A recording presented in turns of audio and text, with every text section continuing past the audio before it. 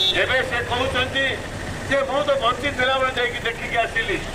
तमे से बंची थिला बेले देखुथिलो कि केवल आईसीयू रे पड़ी के रहितला से जियोटी 4 दिन एत बेलू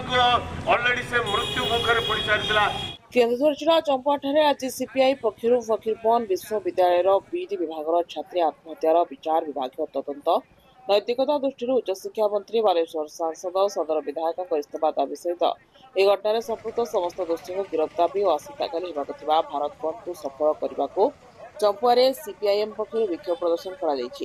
सीपीआईएम कर्मी माने राज्य सरकार विरोध में नाराबाजी करने चंपुआ बजार परिक्रमा कर केन्दुझर जिला सीपीआईएम आवाहक इंद्रमणि बेहरा नेतृत्व में विक्षोभ प्रदर्शन कर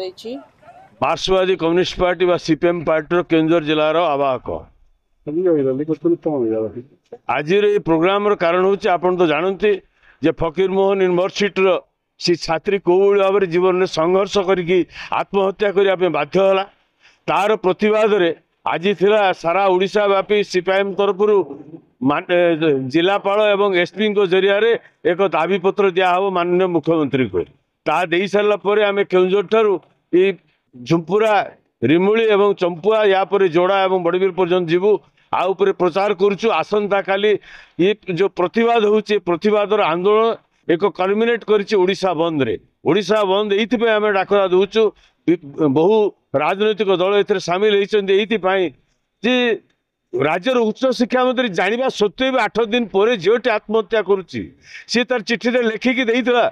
जे मत जदि साहाय्य करा न जाए ताले मु बाध्य होबी आत्महत्या करिया पई तामाने से छात्री को आम ओडिशार प्रशासन ओडिशार उच्च शिक्षा मंत्री ओडिशार से जो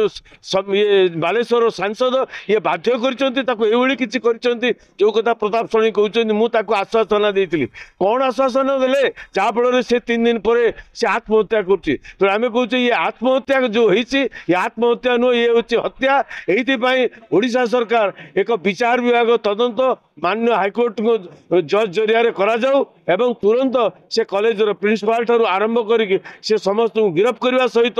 आमर उच्च शिक्षा मंत्री बालेश्वर सांसद बालेश्वर सदर विधायक एम रिजाइन करने दरकार। चंपार दीपक कुमार नायक रिपोर्ट।